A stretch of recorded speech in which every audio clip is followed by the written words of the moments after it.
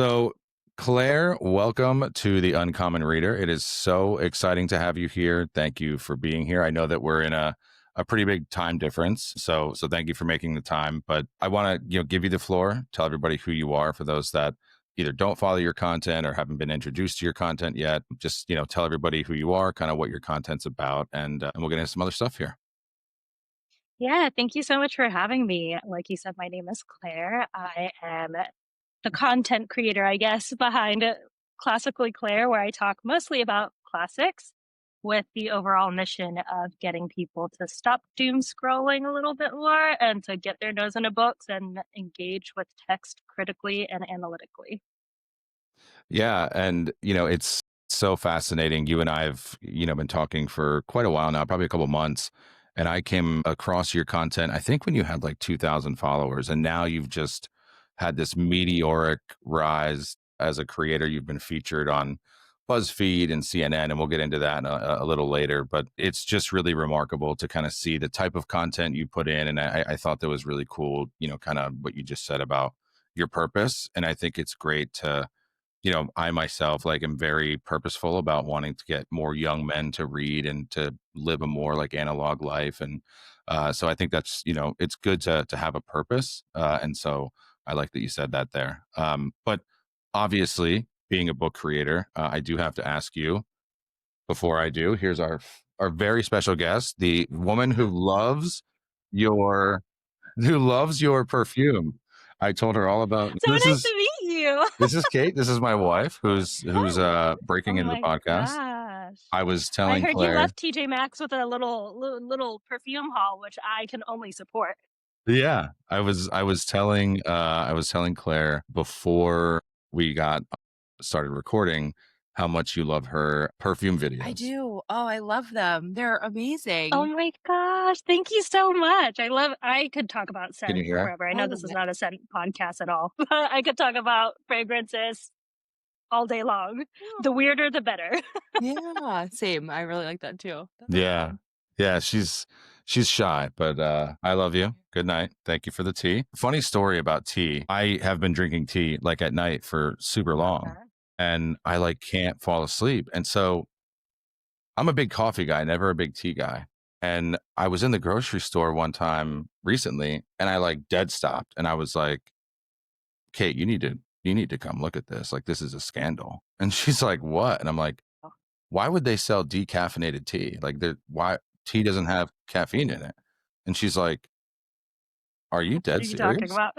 And I'm like, "Why would tea, like people drink it at night, why would there be caffeine in it?" And she's like, "Yeah, I think maybe you should go ahead and buy some of that decaffeinated tea if you're drinking it And at that might be night." your So, problem.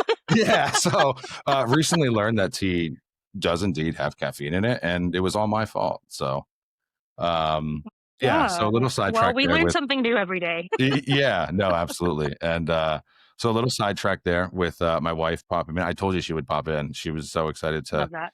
tell you how much she loved your perfume. But with that, this is a book podcast. This is a literature focused podcast. So I am curious with yourself and every guest what you're currently reading. So I am reading two books. This is kind of a new thing for me. I'm usually like a one book at a time sort of gal, but right now I am reading The Idiot by Dostoevsky Mm, and Doppelganger by Naomi Klein. okay.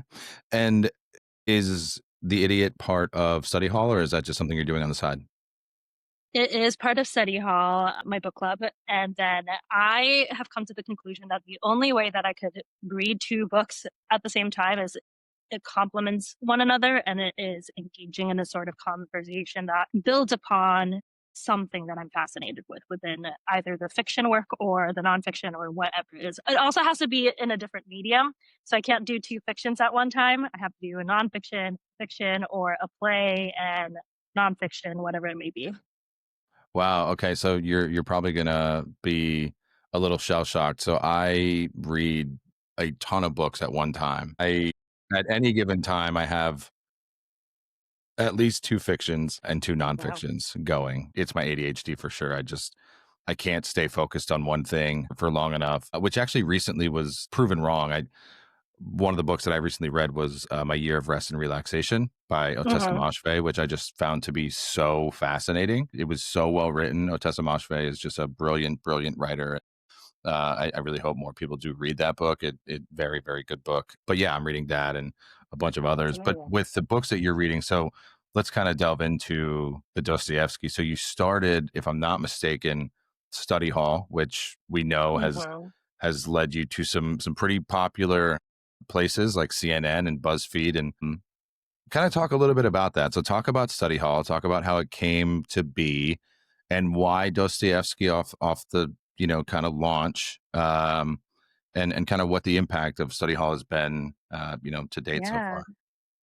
Yeah, of course. So how it came to be, I've always dreamt of just running a book club. I never knew what that would look like. It would always in like my daydreams be an in-person thing because an online book club just felt a little difficult to manage.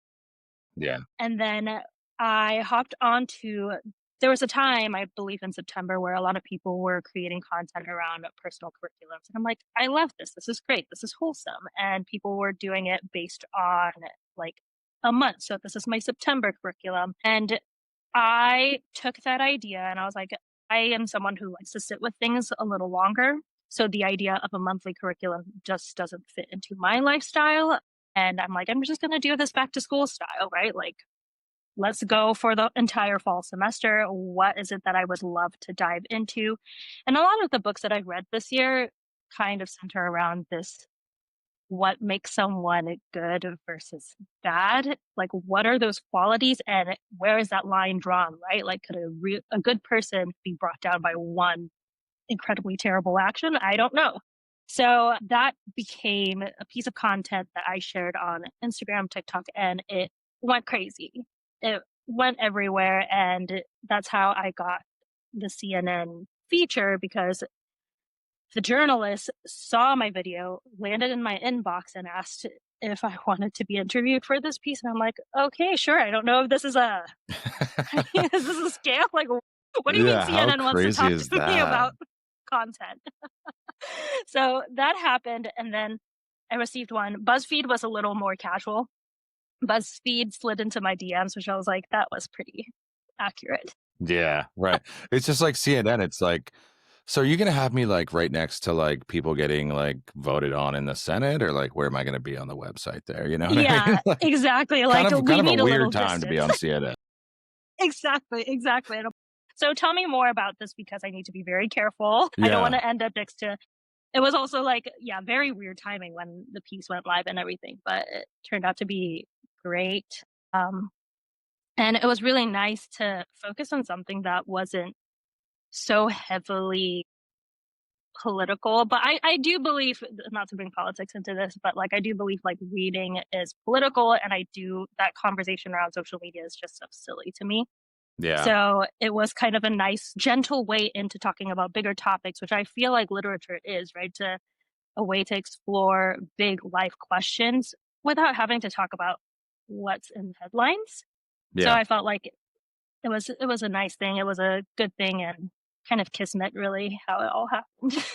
No, and you're so right. Like, my wife and I talk all the time about, she's an English teacher, and so she's involved in the literature space on a daily basis. And obviously me and what I do with my content involves me in literature as well. And, I was actually talking to her today, about, how I'm very inspired to get more young men to read, and, how I thought it was just the perfect timing for a man to win the Nobel Prize in literature in Laszlo Krasznahorkai. Like, obviously, I don't particularly care what gender wins it, but I think in a time when anti intellectualism is pushing really rampant, and they're saying that books are, the devil, and, seeing a man that has pushed back against authoritarian regimes and evil in the world as a writer win the Nobel Prize of Literature, I think is just, it speaks volumes to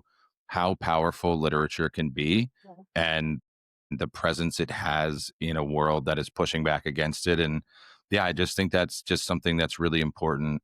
And that's why I think I really found myself drawn to your content, and you and I have had really lengthy conversations about just life and who we are as people. And I think those have been really impactful conversations as well. And I'm curious though, like when you, and I don't, this is a bit of a humble brag. I mean, I know you were on CNN and, Buzzfeed, but I mean, Goldie Hawn recently followed me. So, Oh my uh, God. yeah, I mean, I'm not bragging, That's but, that's huge. yeah. And Alec Baldwin follows me. So, I mean, I'm not, I know you're on I CNN, mean, big shot Claire over here, but, I don't know if Goldie Hawn's following you. So just, no, she's not. She's not. I am incredibly jealous. I used to yeah, I love mean, her movies. not a lot of people know what it's like to be me. You know what I mean? So I actually told my wife, and I was like, my people will start to talk to your people in this house. So I'm just like, I saw Goldie Hawn follow me, and I'm like, I'm just better than everybody. Like that's, Yeah, as you yeah. I should. mean, like my dad called That's me. I'm like, yeah. I don't even know who you are. Like, Who are you? yeah, Yeah. like I've never met you in my life. So, but you have, because you had kind of said, I think you said you took a break from social media for quite a while, an intentional break, and then decided you were going to come back. And if you were going to come back, you were going to be very intentional about the content that you were creating. And it's been impactful. And I think your intention has shown. But when you have a CNN and you have a BuzzFeed in your face saying, hey, like what you're doing is so impactful that we want to highlight it, does that change the course of what you had planned for your content, or does that breathe more life into what you were already doing? Like, what does that do to the approach of your intentionality to the content, plan you had? Yeah, I think that break, I took a break completely off social media from the beginning, with the exception of Substack in the beginning of this year, all the way until August. And I think that break was crucial in getting myself laser focused with the mission. So to answer your question quickly, no, it didn't change at all, because to me, that felt like a plus. It doesn't distract away from the original plan. It shouldn't change the trajectory of it, because my mission has been focused very simply on day one on getting people to engage with text critically. And whether I see that as almost like casting a wider net, hopefully more people can join in on this mission, but it doesn't change the heart of it. And I think just taking that time off was very impactful in the way that like I had to get very clear about, if I'm going to engage in social media again, I was intent on it being a net positive, that I'm not going to be a casual scroller. I'm not going to participate in this unless I can add something ultimately good, like no matter how small it would be. Having that be kind of my North Star in all of this has helped a lot. And I'm not going to lie, it's pretty hard to be online, because I think back about on those days where I'm social media free and I'm like, I didn't have to read comments. I didn't have to do that. And it was nice. It was really nice to be off social media. But at the end of the day, I think the mission is so much bigger than myself. And it's what we need right now. No, it absolutely, and to any of my haters that are listening, I don't read the comments. So the amount of people that will comment on my book and tell me that book is horrible, I mean, just don't read it. You know what I mean? Like, I don't know what to tell you. Yeah. Like, it's, I get people, they're like, that's the worst book I've ever read. And I'm like, well, I have 75 videos that you can, maybe find a book you like, or maybe, I'm just not the creator for you. But, Yeah. And I yeah, think it's interesting too. This kind of bleeds into the overall mission, where what pushed me offline in the first place was realizing how you're expected to have a snap judgment on something immediately without knowing anything about what you're talking about, right? And I find that the internet is so reaction based, but reading can't. You literally have to get to the end of the book before you form a cohesive thought on the book. it's so remarkable you said that, because I posted a video recently about some of my favorite translated fiction, and somebody commented and was like, why would you read fiction? Like, everything that you need to learn is in nonfiction. And I'm like, no, that's actually Mm. like the problem with the world, is that like there's so much that you can learn from fiction, because you're introduced to characters that you'll never experience what they experience, and you'll never be in the worlds that they're in, and you'll never feel the things that they have to feel. And like, I'm reading a book right now called You're Dead by Sam Sachs, who's an author I'm going to be interviewing here. And it's about this young man in New York City. And the premise of the book is he sets himself on fire at a political protest. and the book goes back and forth between memories of like his family and his father and his friends, and then alternates between that and what he's experiencing while he's on fire. And then eventually it's a book about suicide, and it's a horrifically tragic book, but the writing in it is like asking really foundational, poignant questions about like the way we see the world and interact with like people. And you're not getting that in nonfiction. I mean, I built my platform on nonfiction. You know what I mean? Like it's just how I built my platform. And now like really all I read is fiction. And I think, kind of to your point, like it's important to engage in important text. And I think that kind of segues into, something else I wanted to talk about, which is the success of study hall. And, you have this book hall or this book club where you're reading with intention, and you're reading, some would say like hard to read and difficult to engage with text. Like Russian literature as a whole is a unique experience because they just lay it all out there. Like I'm reading Memoirs of a Revolutionary by Victor Serge, and he's just like, we're all going to die. And I'm just like, all right, dude, this is page 3, but yeah, keep going, man. You know what I mean? So it's like the Yeah. Russians are like, they're very They're raw and brutal. real. Yeah. Like they're just like, everybody's going to die. I hope you know that. And I'm like, Yeah. this is the prologue, Victor. Like, so yeah, I was just kind of curious if you could talk about the impact of what study Yeah. hall is and what you're kind of hoping, short and long term to get out of that. Yeah. So to go back to the previous question, after I posted the personal curriculum video, a lot of people wanted to join in, and I'm like, should this just be the foundation of the book club? Let's try it out. I was so brand new to all of this. I hopped onto Fable for the first time for this book club, and I'm like, I'm learning the app as I'm welcoming these people in, and I don't know anything, but we're going to learn together. And that's the other thing too, where study hall is so focused on collective learning, which is why I think these texts, I was a little worried too, because like setting 4 books for the rest of the semester and expecting people to come along for the journey is a lot to ask, but everyone's been very engaged. And I think it's this intellectualism that people are craving, right? When we're scrolling, we're spending so much time on our phones that to still be on your phone, but engaged with something slower and something that has the room for nuance and back and forth is so, well, a new concept. Really, like, Yeah. who would have thought? You had said in your previous answer about like context and how like one of the reasons you kind of got off social media was because people are so snap to judge.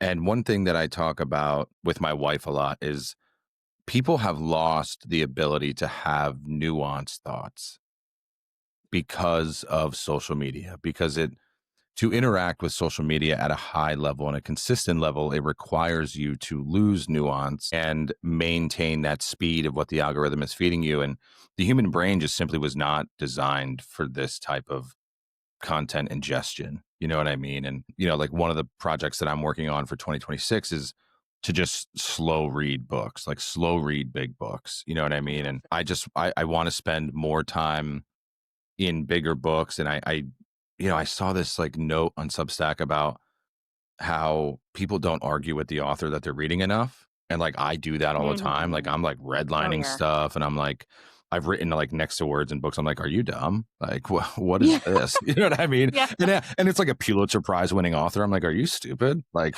uh, and so, that's just like, that's my experience reading.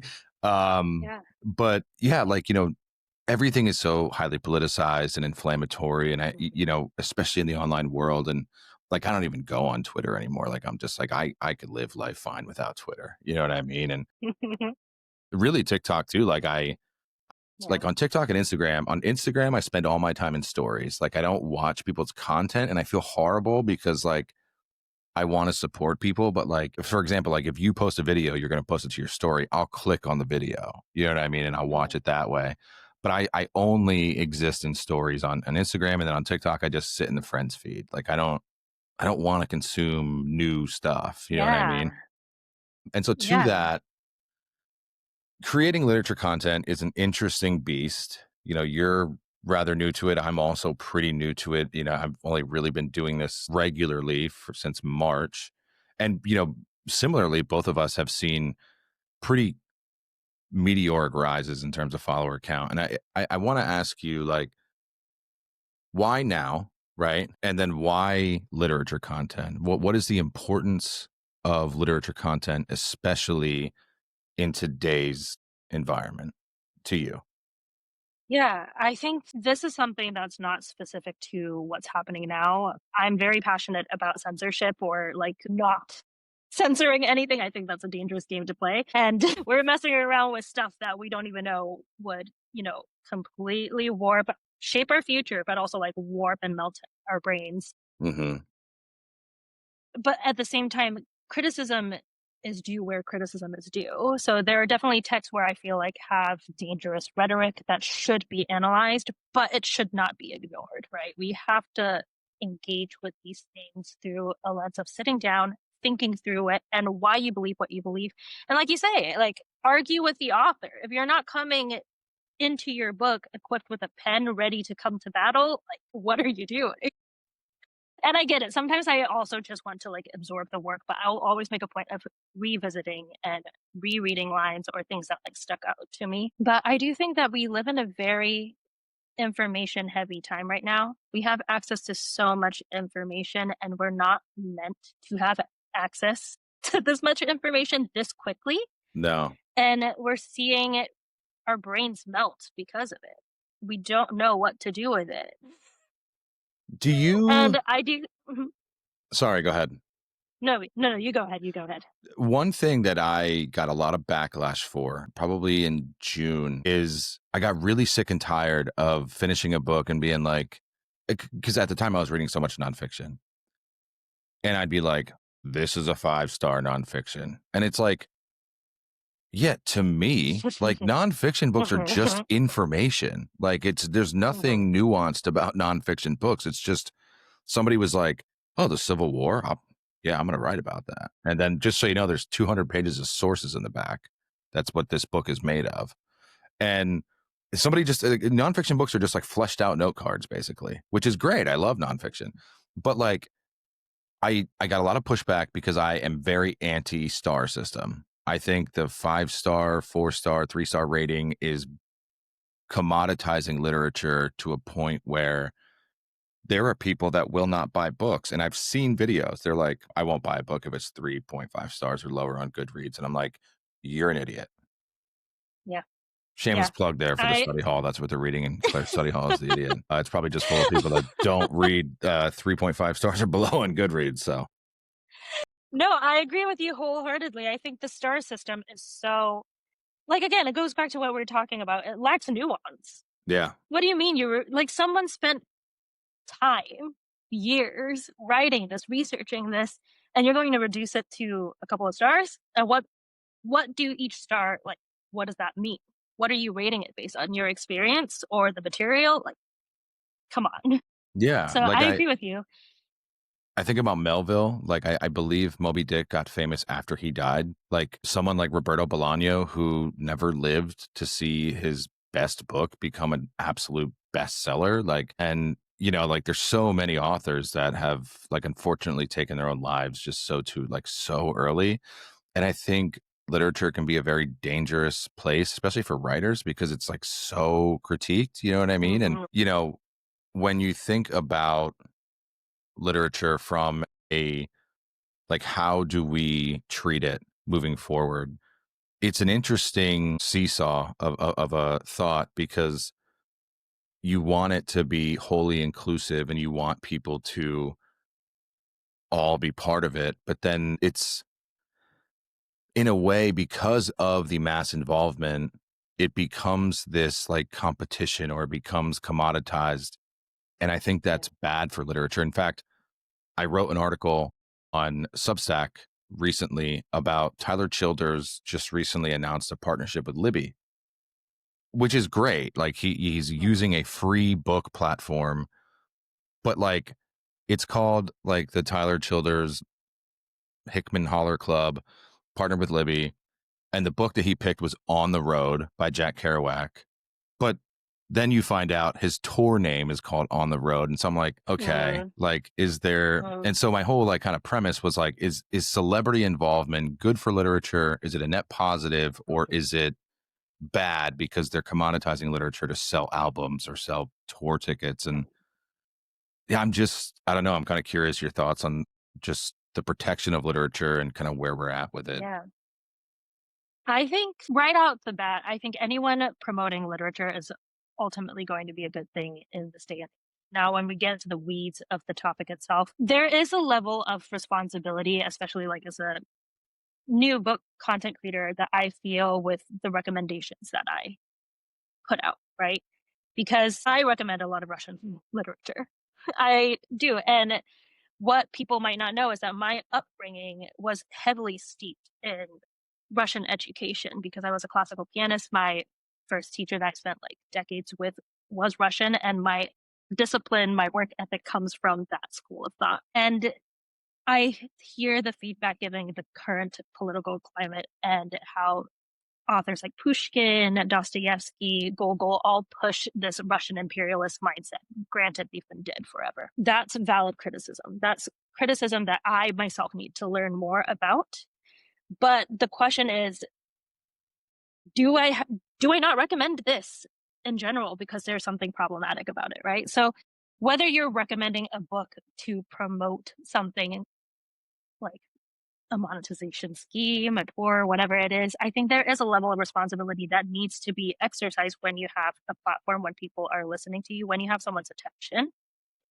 And what these celebrities do with that, that's on them. I don't keep up a lot with these celebrity book clubs. I'll I tell you, seem, Dua Lipa has one, and you see like a pop star, like, but I mean, I watched her interview with Percival Everett, and I was absolutely blown away. Like, not yeah, familiar with your she's game. the You know only what I mean? one. She's the only one that I But then you have look been at Reese impressed with. Witherspoon, and they're like, "Oh, Reese Witherspoon's doing so much for literature," and I'm like, "She has right of first refusal on every single one of those books, movie rights. Yeah, Like, yeah, those books exactly. don't get published unless she has her fingerprints on it. Hmm. Like, that's not Exactly. good And for I think literature." I do think that it also influences the quality of literature that you get, right? When all these people start putting their fingers in it, it's kind of this kind of corporatization of art, where it's like, can this sell? But whether or not it can sell doesn't depend on the material. It depends on who's endorsing it, who has the most eyeballs on them, right? Or it's a complicated web that I wish were different, but unfortunately, it is the world we live in. Late stage capitalism, folks. Yeah, That's a chapter we're on yeah. in this book called Life. Something I kind of was thinking about when you were just giving your answer there, and if it's a little bit of a touchy topic for you, then just let me know. But you had mentioned how Dostoevsky has been talked about, kind of pushing Russian imperialism. There are plenty of authors, especially in the American literature space. Cormac McCarthy recently, back in December, a woman came out and said that he groomed her from a very young age, and they had a very intimate relationship. And there's been other authors that have been involved in some of their own scandalous stuff.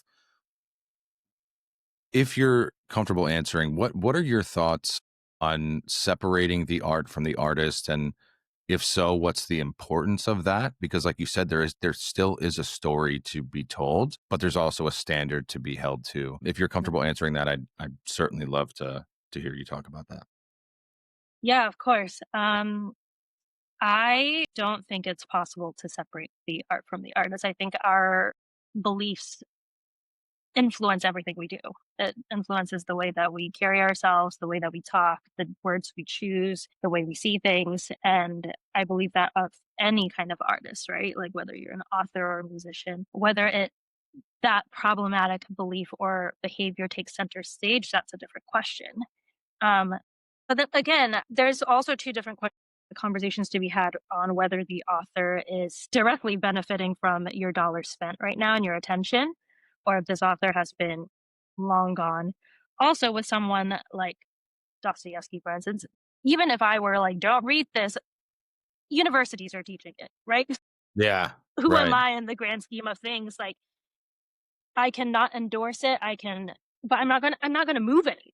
I'm not gonna stop people from reading it. People are publishing it and have been publishing it for years. So this is why I think it's so important to come to battle whenever you read a book, especially when the author is contentious, because your engaging with the text doesn't necessarily endorse what the author is selling, but you have to ask questions.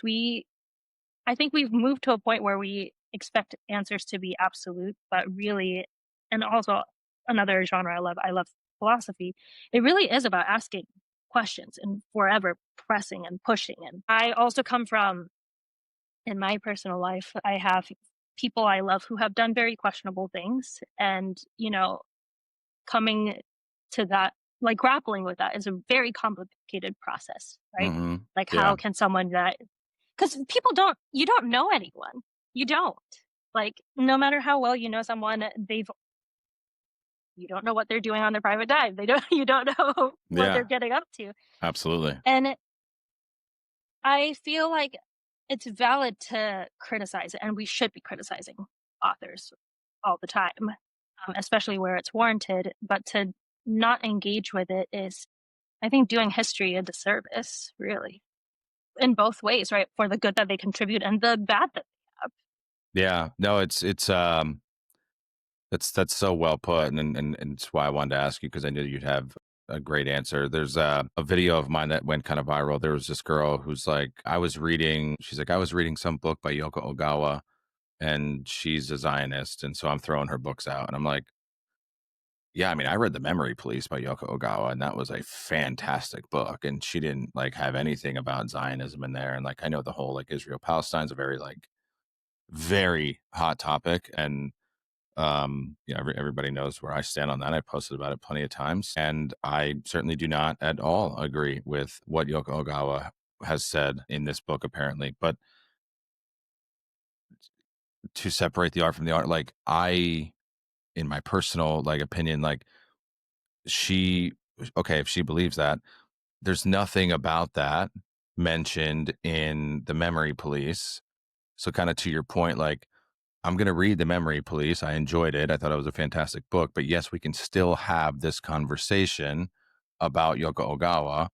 But instead, people are like, "Oh, so you read The Memory Police, so you're a Zionist?" And I'm like, "That's not how that works." Like, I don't know if you're the worst math student in the world, but that's a horrific job showing your work there. Yeah, I think it's such an uncomfortable place to be in because it implicates us as monsters too, right? If you Hmm. can't separate the art from the artist and their worldview has seeped into their work and you love their work, what does that say about you? Are there like previously held beliefs that you need to challenge yourself? And I think this treatment of like, again, which is sparked the topic of the book club, this good, evil, good, bad, whatever, is so like absolute, but people are not like that, right? If we're always going to look for the best person out there, like a morally righteous person, please point me in their direction. I don't think we'll find that person. Yeah, We're like so they dynamic, don't right? exist. Yeah. Yeah. And this moral grandstanding is just an endless competition to what end? Well, like all of us are going to get canceled one day. Right. Yeah. And no, it's crazy because like I just finished reading White Noise by Don DeLillo. Have you read that before? No, I have not. I have not, So but heard it's amazing a things. fantastic book, and there's actually Greta Gerwig is the wife in the movie adaptation, and so Jack, the main character, is a professor of Hitler studies at the college on the hill, which is apparently like a mockery of Cornell, and he teaches the iconality of Hitler. You know what I mean? Like, why was Hitler so revered and why was he so popular? Now, it's not to say that he like loves Hitler. You know what I mean? Like, but to your point, like he's teaching the history of this person. And there's this scene in the movie where he's like, why did people go to these rallies? You know what I mean? And he says, people inherently want to be part of something. And in the beginning, they don't know that it's bad. You know, like they don't know that people that they're standing next to at this rally are going to be in a concentration camp in 6 months, ending up in an incinerator. You know what I mean? Like, but in the beginning of these groundswell movements, people want to be part of something. Crowds are they're like honey to bees, you know what I mean? Like people love crowds. And I just thought it was so profound by DeLillo to just point that out about something that is so vicious and vile as Hitler, as we all know historically, but to use him as this like something that can be studied, I just thought was so remarkable and so well done by DeLillo. It was just highly recommend you read that book. Yeah, I have to. Another book that we're reading for study hall is Hannah Arendt's Eichmann in Jerusalem. And I'm very excited to dive into that because it talks about how most evil is banal, that you don't even know you're doing something atrocious until you've had history in between you, right? Well, until Uh-huh. hindsight is 2020. And that idea is so fascinating to me because it's so true. There are things that I believe in that I participate in, right? Like against what my beliefs, like for example, being environmentally friendly. I hate paper straws. Yeah, like I miss me no. Like like I try when to it do my comes to best. paper straws, I'm like, you know what? Like, do we need that many turtles? Like, I'm just being serious. You know, I mean, I love turtles, but I'm like, yeah. do we maybe have too many turtles? You know what I mean? Like, Yeah. And it's the same thing where it's like I try not to judge people harshly. I don't use Amazon. I don't support billionaires. I don't believe in Jeff Bezos. And also I live in a country where Amazon is not the go-to. So it's easy for me to not use Amazon. But my friends in the States, I'm not knocking them for doing it because it has baked itself into our lives and just what is demanded of us being human and having to work like 3 jobs now to sustain ourselves. Yeah, get that 2 day shipping. If yeah. that is what you need, get that, you know? And it's also kind of like the true mark of Americans. They're like we need to boycott this. I'm like, yeah, dude. Like you'll be on Amazon 2 days from now. Like just stop it. Like you Yeah, like we love yeah, Americans like we yeah. we stand for nothing. Like people will Yeah, it's boycott also Chick-fil-A running out of nuggets before they boycott the government that is overruling them. They're just like, this is what do you mean you have no Chick-fil-A sauce? Like I'll burn this place to the ground. And they're like, wait, I'm not allowed to vote anymore? They're like, but did Chick-fil-A get their sauce back? Because that's what I'm here for. yeah, I think Yeah. it's like this it's a sign of our times really where everyone feels powerless and we're trying to grasp at whatever makes us feel like we can do something about something. But Yeah, I've yeah. bought 300 books this year. That's my coping mechanism. So Yeah, same. yeah, it's just so like it's like I'm feeling pretty sad today. I'm gonna make a top 5 fiction yeah. books video and have someone call me a stupid idiot loser. So that's the life I live yeah. now. Yeah. So one of the things I love about your content that I wish I could do more of, but again, shout out ADHD and also shout out RFK for trying to ban my medicine. No big deal. Series based content. I think you Mhm. have like, again, you go back to like being very intentional and in your videos, which if you haven't seen Claire's videos, she's like a professional video maker. Like I actually tried to put text in my one video and I actually ended up deleting the audio somehow. I don't know, but so she's much better at making videos than I am. So in your videos, you're like, hey, okay, so like your hooks are great, and then you're like, this is the start of a new series, and then like you know that the next 4 or 5 videos are going to be very intentionally around what that first video was. And so talk to me about the intentionality of series based videos and kind of what the purpose is behind the series that you've done and are doing.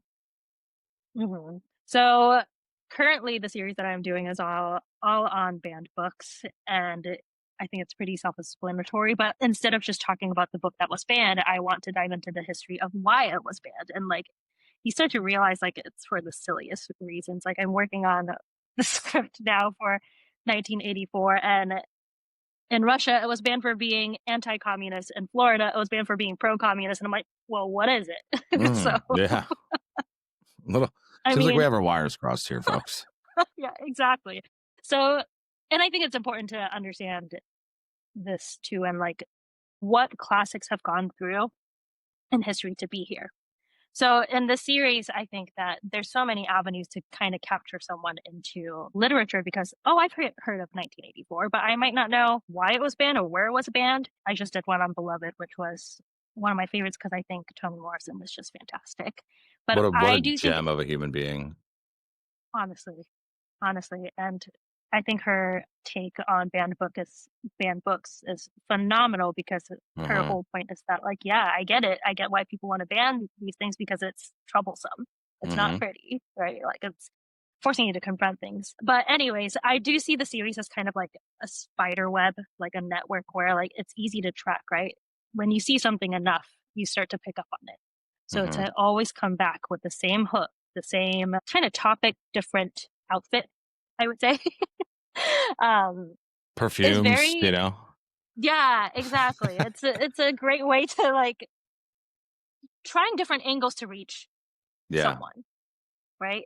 So I do think it's helpful. It also goes back to the our attention spans thing. If someone is willing to Mhm. like dive into the if I could get them with like each 30-second, right? Yeah. Then you've consumed 5 minutes of content on banned books. It is That's so something. crazy, like, when you look at the analytics of a video that you post and they're like, "Yeah, I mean, most people stop watching at 2 seconds," and you're like, "Well, why did I even create that?" You know? But I did learn in the last, like, 30 seconds as you were talking that I am basically a caveman when it comes to creating content. Like, I don't use a script. And, like, for example, when I hold a book up to the screen, I will have a clear sticky note with like one word things that I want to talk about because I'm just so like I will just be like, okay, hard rain falling. Oh no, there was a relationship. Like there's a really crazy relationship in here. Like I cannot script because like people are like, oh yeah, there's like a teleprompter app, and I'm like, are you guys recording your like videos at Studio 54? Like, where are you guys getting this technology? I'm like, Oh it man. took me like if you go look back at my like first videos, I had no idea about like lighting and stuff like that. And now I've kind of like mastered it. And people are like, "What camera do you use?" And I'm like, "I use my front facing camera." Like I just, Your you know, front? yeah, no, yeah, That's crazy. no, I could never record back. Like I have to look at my face when I'm recording. I could never do it. But yeah, so I and I watch your videos and I'm like, this was done in a studio. So good for you. I mean, it's fantastic stuff. I don't use a teleprompter, but just expanding a little bit more about scripting, to me, it was I don't know how you do what you do. Because if I could ramble, I'll ramble forever. And then I bet you have like 3 hours of footage to cut down for one book. That's what will happen if I don't have a Yeah, script. no, I've actually mastered it. It's typically 10 minutes and then 6 of it is me just like staring at the camera and I'm just like trying to think of something to say. I'm just like, what did I like? I don't remember shit about this book. And I'll have to go back and like look at my annotations. I'm like, oh yeah, he dies. Okay. I'm like, yeah, it's a really sad book, you know, like someone dies in it. And yeah, so I've just kind of mastered like That's so just not funny. sounding stupid as much as possible. Important skill to have. Yeah, for Important skill sure. to have. So I told you in the beginning before we started recording that we were going to end our time together with a monumental question. I'm sure that you've been thinking about it the entire time. My wife and I were talking on the way home tonight. What is the perfect length novel? And I'll give you my answer Mhm. first. Okay. And so I said to her, for novella, I like 115, 120 pages. Like, get to Oh, it. All right. okay. With a novel, 300. Like Hard Rain Falling, if you're watching, when you see the video, it's a 300-page novel. That's it. Right? Like Mhm. that is the perfect novel. I have 112263 over there. What are you doing? 964. Be serious. Like Stephen King, be serious. So that's my criteria. 115 to 120 for a novella, 300 for a novel. Floor's yours. Okay, I think we're pretty in the same ballpark. A novella, I would say 150. So many Some words. more pages. That's like 20, that's 25 extra pages. I no. 150, that's a Okay, novel. see, 150 is a novel. really? Yeah, I think that's a full-blown book. I think 250 is a novel. No, that's almost 2 books. It may as well be 2, but you've started a series at that point. No, okay. So then for the novel, this one's harder because I read a lot of thick books. I don't particularly like a chunky boy with my Yeah, I mean, you novel, started your but book I club do. with Brothers K, so No, we started with Crime and Punishment. Not okay, that thick yet, but gotcha. still, You're getting like there. 600 pages is yeah. Yeah. We're working our way up to it. And then we're on The Idiot now, which is another 600 pages. So for me to say that like I don't sheer size, I don't gravitate towards this. Actually looks manageable, but the text inside is tiny. Yeah, hate that. But if it's yeah, but if it's a thick one, it's harder for me to pick up because I just feel overwhelmed. So I would say the sweet spot is 400 pages. Oh, man, you're so much better than I am. You're just such a better person than I am. Like, you know what is so crazy? I love a nonfiction book because they're like, oh, this book's 584 pages. And then you get it. And it is 584 pages, but only 370 is the actual book because the Yeah, rest are right. just like bibliography, Notes. other Yeah. readings, and notes. And I'm like, I could knock this out and no problem. And then I get to page 200. I'm like, why are we not done yet? Like, you have Yeah, back in 170 the pages of stuff still to talk about? we need to go back to when authors were publishing in volumes for one book. Like Yeah. there were No, like I need 3 picture different books. books. I want picture books back. Like the pop up. Give me like a nice, Oh, great. gritty American novel, but like a picture flip up book. With a little scratch and sniff Oh, yeah. Yeah. interactive. Crayons. I'll choose my own adventure. Like, that's what I want to go back to. The little patch of fur. Yeah, yeah, yeah. No, I'm an Animorphs kid. I don't know if you read Animorphs when you were a child, but like, Yeah. Oh, I've yeah. I've actually I'm on a hunt right now to find the entire set. These people are psychos. They're like, yeah, 700 I'll sell it to you for. Oh, really? Is there cocaine in between those books? Because 700 is ridiculous. Is there a market for it? What's happening here? I don't know. They're just like, I miss my Animorphs though. The show is terrible. I remember that. I didn't even know they had a show. It was on Nickelodeon, and a show's bad when it launches in the 1 a.m. slot. They're like, yeah, Animorphs debuts tonight at 1 a.m. when you're all asleep, and it's like, Who's the target audience for that? yeah. Like, my mom will never let me stay up and watch this. I'm in 7th grade. Like, I had to watch That's reruns at hilarious. Oh 4 my god. p.m. So yeah, That's I've great. as you can tell, I've run out of questions for you. So, and I know that Okay. you have the study hall today, right? So this is a perfect time for you to plug your content. Where can people find you? Where can they follow you? And also, what are you working on that people should be excited about? Let us know all those exciting things. You guys can find me at Classically Claire on TikTok and Instagram. On Fable, it's Study Hall. Again, I'm just learning how to use the app, so I'm like, I think if you type that in, you'll find me. In terms of what I'm working on, I'm trying to venture into YouTube and long form video, which is a little terrifying. Same. Um, It's going yeah, terrible. we'll get. No, I bet it's not. I I like bet you're just don't. like hard on yourself. I just like don't know what to like.